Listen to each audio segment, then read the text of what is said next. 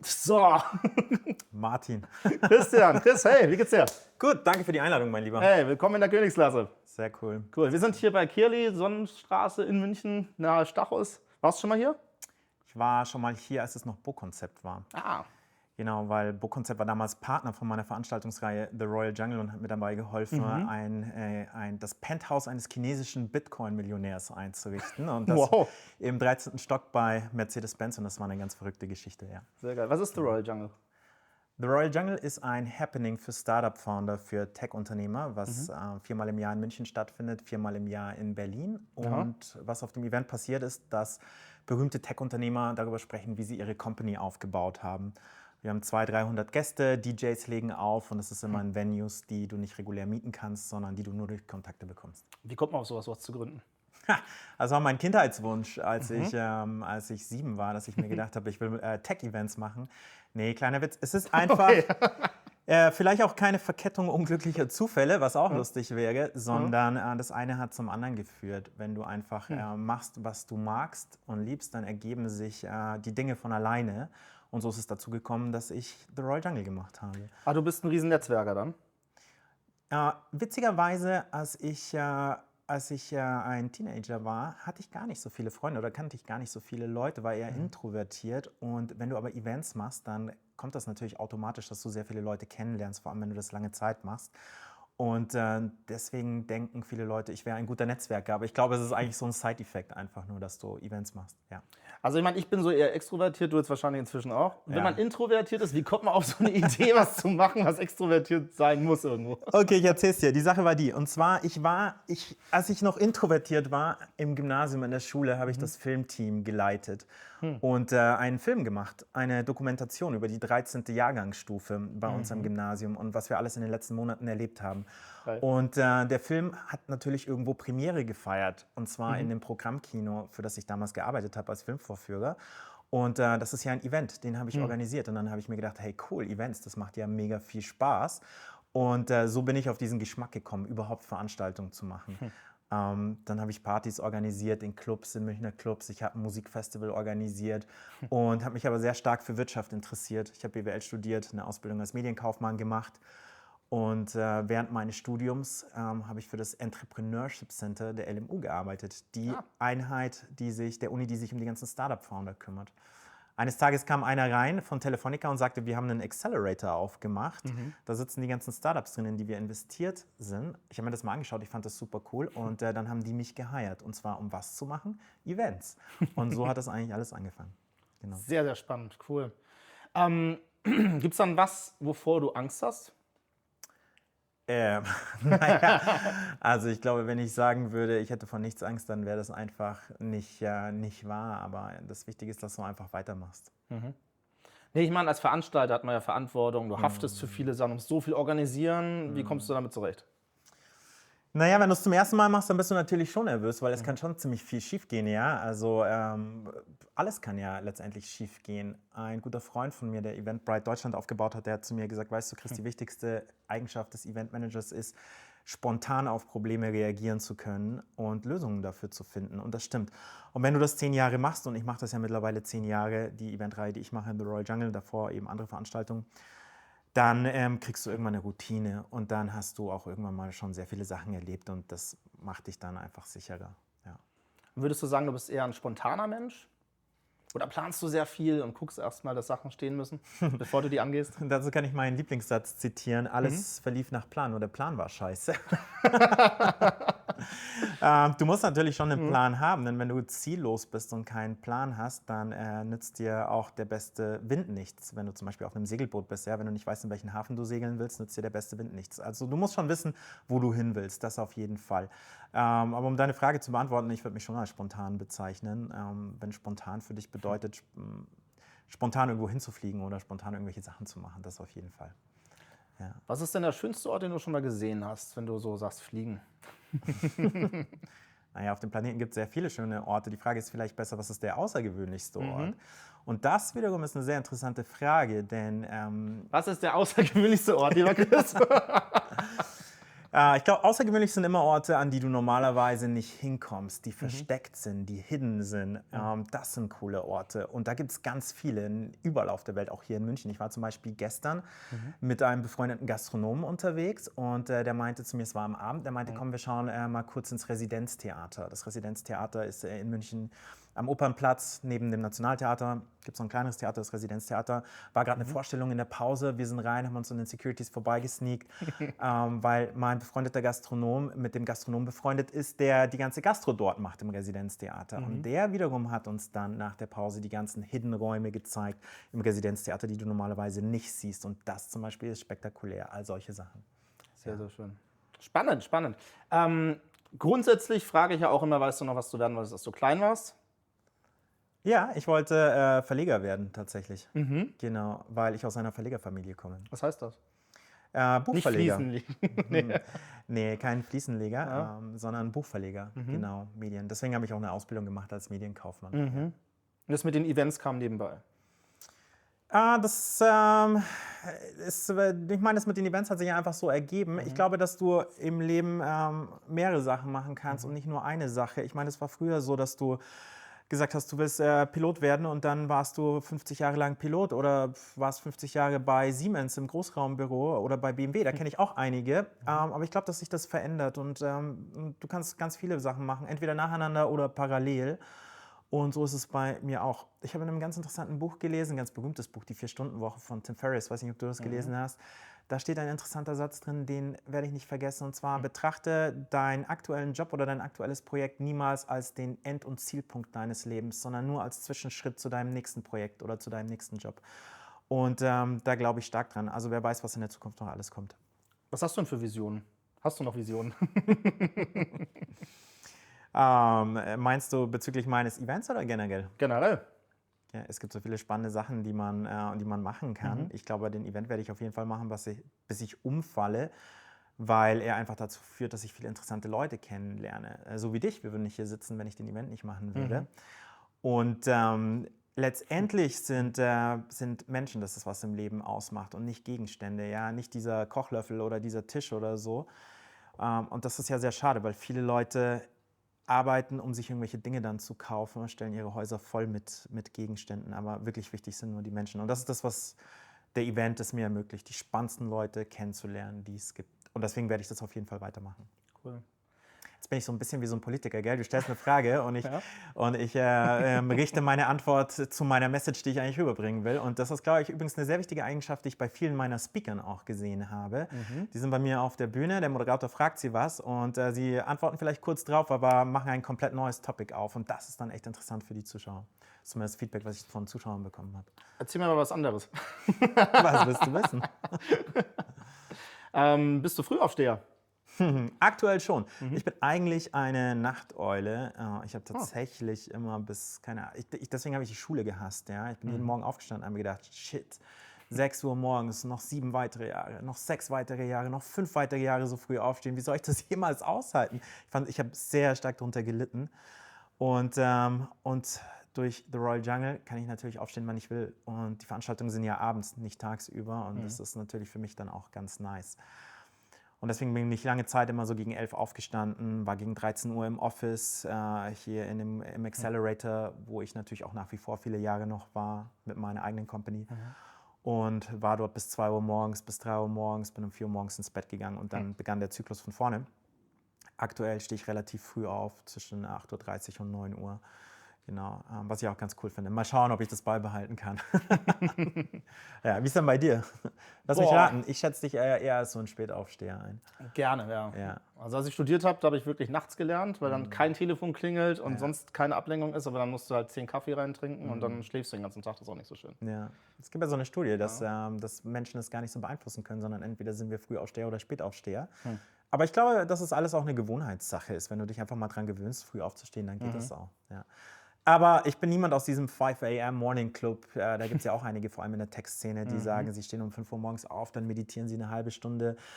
Zusammen. Wie bitte? Zusammen dann. Ja. Und dann schreiben sie eine halbe Stunde Tagebucheinträge, dann ist es erst 6 Uhr in der Früh und dann joggen sie einmal im englischen Garten in ihrer Bestzeit. Da gab es übrigens mal einen ganz bekannten Unternehmer, der in einem bekannten in einer bekannten Zeitschrift seinen Tagesablauf beschrieben hat und das eben genauso beschrieben hat. Das ist einfach nur so, okay, come on, also.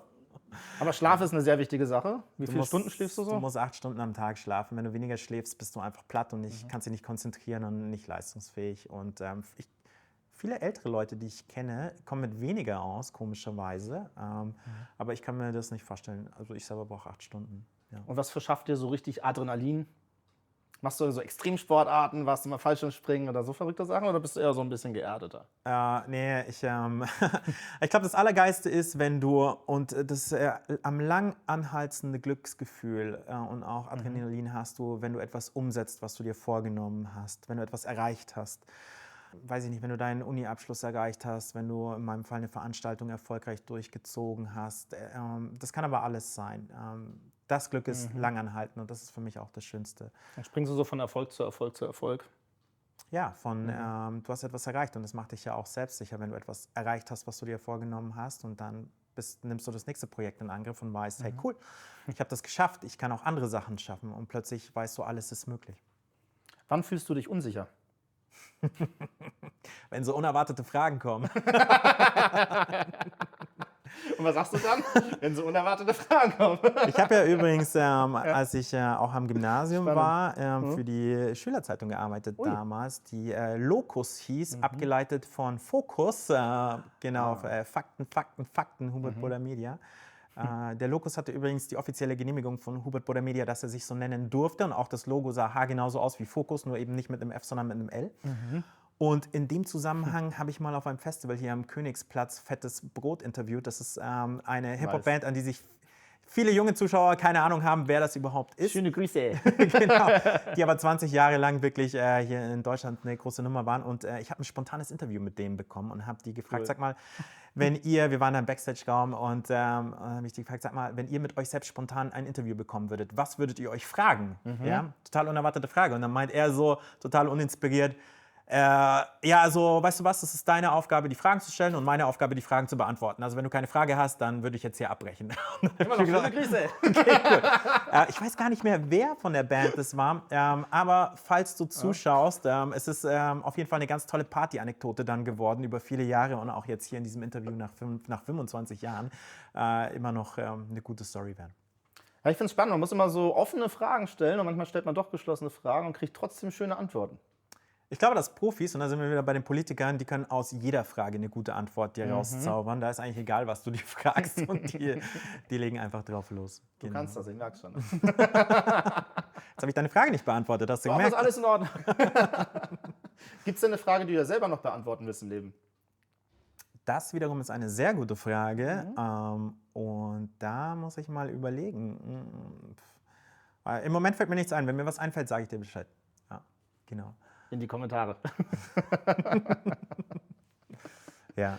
Genau. Was ist denn der Chris so als Mensch? Also bist du eher einer, der viel zu Hause abhängt oder der viel unter Leute geht, komplette Woche durchgetaktet oder wie ist das bei dir? Ein guter Freund von mir hat mir mal seinen Terminkalender gezeigt, seinen Google-Terminkalender und da war alles voll. Und ich muss dir sagen, das hat mich echt schockiert.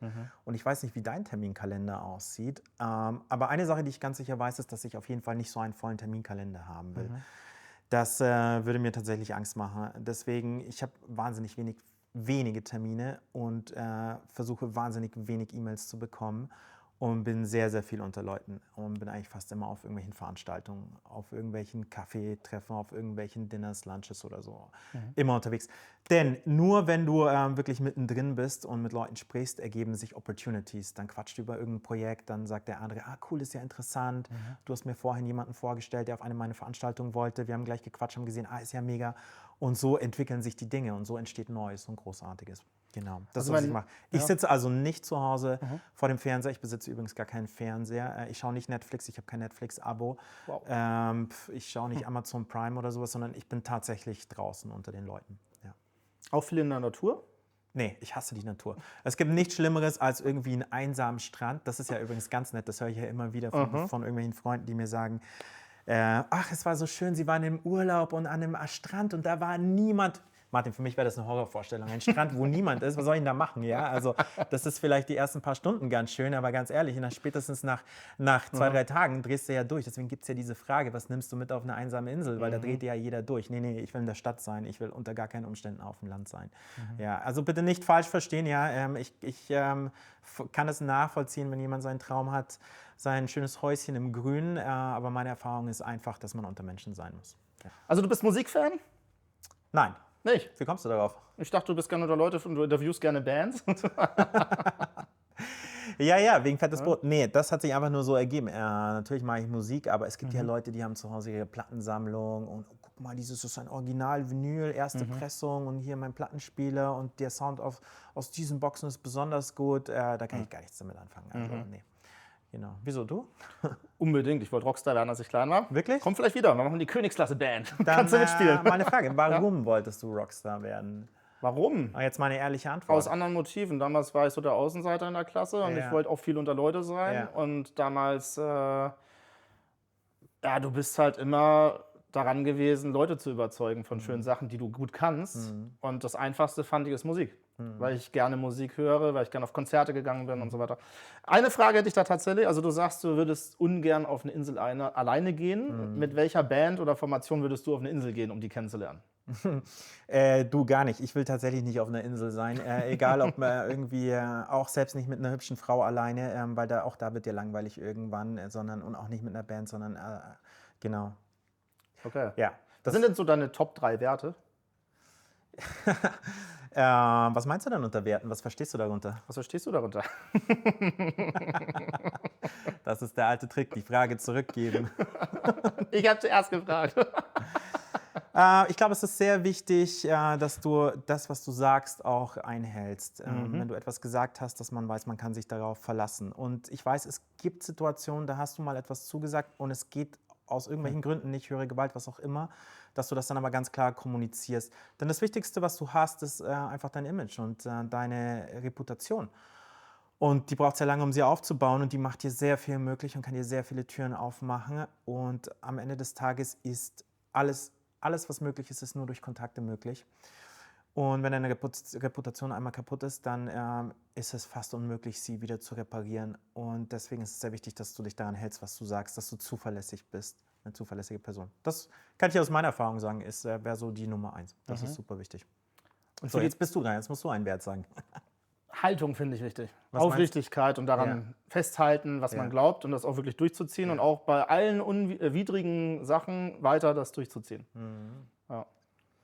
Ja, Ray Kroc, der Founder von McDonald's, hat ja mal gesagt, wurde gefragt nach seinem Erfolgsrezept, warum er so erfolgreich geworden ist. Und er hat gesagt, one word, persistence. Ja, er hat nicht aufgehört, er hat immer weitergemacht. Jetzt ist es natürlich, kann es natürlich gefährlich sein, ja, weil wenn du etwas machst, was nicht funktioniert und du hast gehört, dass Ray Kroc gesagt hat, du sollst nicht aufhören und machst immer weiter, dann führt dich das auch nicht zum Erfolg. Etwas, was nicht funktioniert, zu wiederholen, ist ja dumm. Sondern es geht einfach darum, dass du dich dann anpasst und Dinge veränderst, an den Stellschrauben drehst und nicht aufhörst, solange bis du merkst, okay, jetzt funktioniert es, jetzt ist es gut.